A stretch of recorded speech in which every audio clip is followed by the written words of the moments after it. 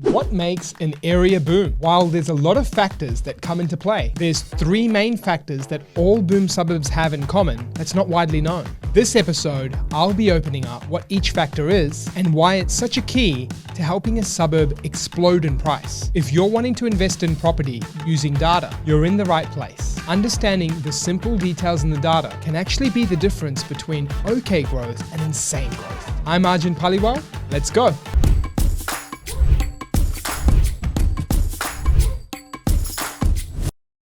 So the first point I'll be going through is tight market pressure.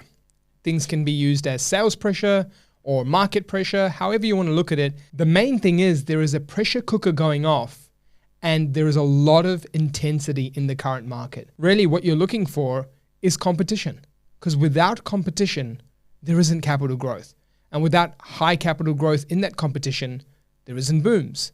So let's break down some examples of cities where the actual pressure has been high, and what were some of the indicators to look at that high pressure I'm talking about. Firstly, we'll go to a well-known city called Sydney. Now, between 2012 all the way through to 2015 was some of the most intense periods of growth, even going to about 2017 before the market cooled down. One of the indicators of pressure is the statistic of days on market, which simply means how quick something is selling. Now, it's not just about the days itself, it's also about the trend and the trajectory. So what I can say first is Sydney's days on market was at about 48 days on market in 2014. Now, this is a 31.43% reduction. If we go over to December of 2015, this dropped down to 42 days, which is another 12.5%. And then if we look at it further and go to the end of the boom, which was 2018, days on market had increased all the way up to 64 days.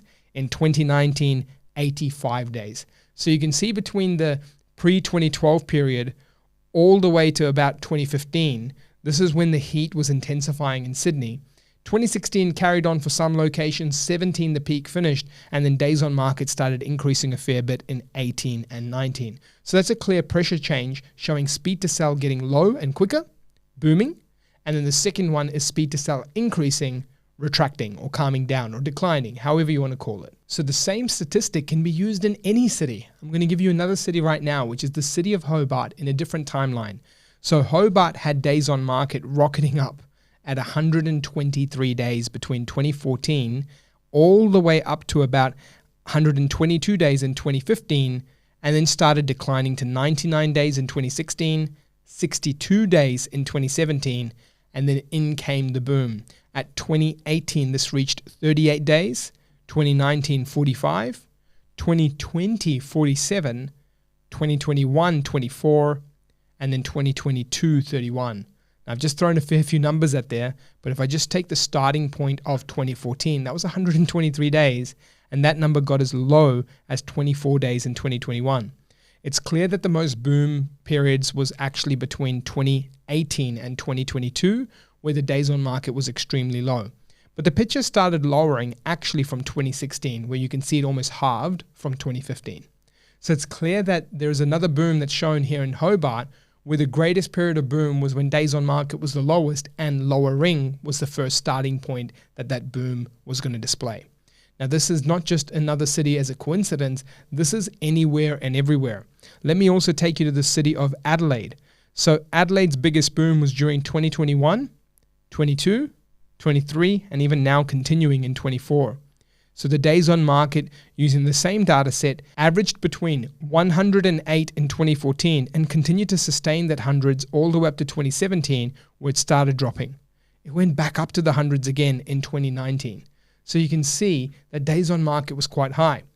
But then if you come down, days on market is reduced into 81, 67, and now 66. That is extremely tight. And if you're looking at those days, again, you don't want to think of it as that day count itself, because different agents look at campaigns differently. So they mark their days on market differently. But the city, the statistic type, and the timeline is all the same. So therefore, if you're looking at that huge reduction of almost 50%, it's clear that that boom territory kicks off when days on market's lowering and extremely low. If you want me to take you over to another city, so we're not just talking about our major cities, we're talking about some of the smaller ones, the same market pressure statistic can be used again. If we look over at Townsville, Townsville's days on market during its weakest periods were between 123 and 154 days on market. This extent is from the 2014 period to the weakest year being 2019 and 2020 with 154. But watch that turnaround. In 2021, this reduced to 95. In 2022, this reduced to 60. And in 2023 and 2024, this reduced to 54.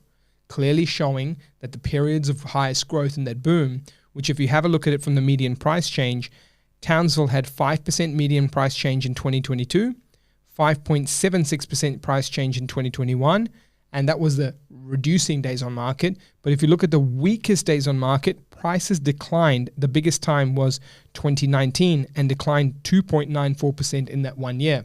If we look at the strongest days on market, which is the most recent year, prices grew by 12.62% just over the last 12 months. So you can see the variance of high days on market trending up, -2%, to declining days on market and improving, +5 to 7%, to extremely fast improving and strong days on market being very low, double-digit percentage growth. So that's the first thing. I don't want to confuse you with too many metrics here. I want to simplify it. Days on market, selling quicker. Don't just look at the total number, look at the trajectory, look at the past of when it was quite where it was, look at it when it's today, and you'll see a quick difference that the prices boom when days on market's either A, decreasing, or B, a bit of an and or, B, at a low point. Use that as the first part to the 3 traits of looking at boom suburbs and boom locations. Number 2 trait for looking at boom locations. This is an interesting one because many periods of non-boom locations or periods where it's not booming have also had this data point being quite low. There's never been a time where booms have been rocketing away and this data point's weak. So it's not like this data point in isolation is going to save the day. This data point has been strong and really looking good even in markets where the price growth has been weak, but it's never been a market where price growth is strong and this data point is weak. And this particular metric is vacancy rates, rental market pressure, right? So when you have rental market pressure, think of it as like an overlay of data to price pressure, meaning you really won't see a boom situation if you have reducing days on market, low inventory, lowering vendor discounting, low levels of supply, and you see everything's there, tight, sales market pressure is great. And then you see high rental vacancy and no rental growth. That is not a recipe for a boom. A boom needs to be tight on all levels. Tenants need to be competing. Investors need to be confident that they'll likely find a tenant and for a good amount. Tenants and investors both need to be deciding between, hey, I should get into this market as soon as possible, the investor, because rents are growing, rents are tight, easy to get a tenant, heard about a good news story. And the tenant saying, I don't really want to be a part of this market because renting's frustrating here. I hope I can get a place, let me compete. Or let me go into the buy side and consider buying if our family's finances can do that. So the main thing here is that there are non-boom markets with low vacancy rates, but there aren't boom markets with high vacancy rates. So this is why we call this an overlaying metric, not a deciding metric. Market pressure, the first trait I gave you, is the deciding metric, but rental data is an overlaying metric. So with this overlay, let me give you some examples of those boom markets where the vacancy rates have been low. So if we have a look at Perth, it's booming right now, and vacancy rates in 23 and 24 were between 0.5 and 0.8%. When Perth was not booming, vacancy rates was 5.4% in 2017, 5.5% in 2016, and even 4% in 2015. Some of the worst years of that market with extremely high vacancy rates. But I mentioned before, there can be low vacancy rates even when markets aren't booming. So for example, Hobart was not booming and it had vacancy rates at 1.7, which is not super high. This is in 2014, 1.2 in 2015, 0.8 in 2016. Yes, a declining trend and finally got tight, but there were many years of low growth and vacancy rates were okay. Let me take you to another market like Adelaide, 1.7 to 1.3 vacancy rates during 2014 to 2019. So pretty low vacancy rates, but there was no capital growth. And so what you can see is there can be periods of low vacancy, but little capital growth. But there can't be periods of high capital growth and high vacancy. So that's why the second trait is actually a overlaying metric to strengthen your first trade. The third and final trade is what we call inverse growth rates. So this actually means something can't underperform forever and something can't overperform forever. So if you've got market pressure building, if you've got tight rental pressure, which is traits 1 and 2, you're left with trait 3, which is the market hasn't boomed and it's starting to show point 1 and point 2. And to give you an example of this, when inventory was lowering, days on market was lowering, and rental vacancy was lowering and low in Sydney, what we ended up seeing was actual inverse growth rates, which mean it wasn't a high performer in the 10 years prior to 2012's boom. Having a look at Perth, you're seeing a boom now from 21 onwards. It wasn't a performer from 2011 to 21. When you're looking at Adelaide's boom from 2021 and looking at it onwards, it wasn't a performer from 2011 to 2020.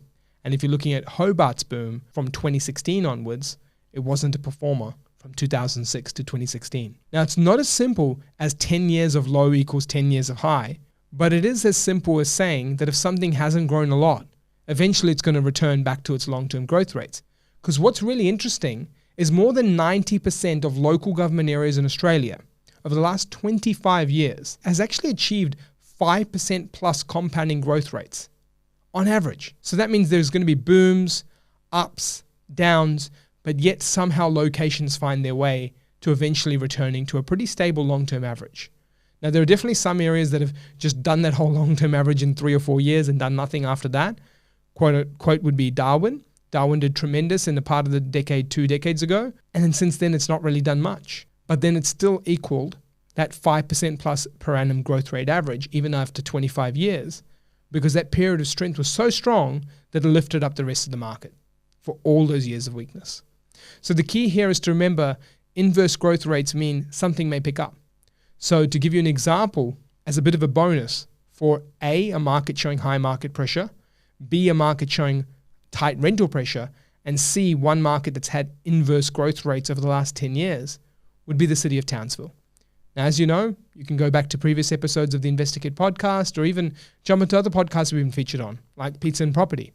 And these podcasts here have shown me, alongside the mainstream media features, mentioning Townsville going back to 2021, which showcases we were using these pressure data points to figure out what's likely ahead. And in those data points shifting, we could see these 3 things coming together. Market pressure improving, trait number 1.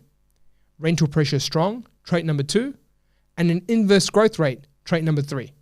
It's the same thing we did to uncover Adelaide in 2018 and 19. It's the same thing that was showing Perth's growth rate in 2021. It's the same thing that was showing Brisbane would do well in 2018.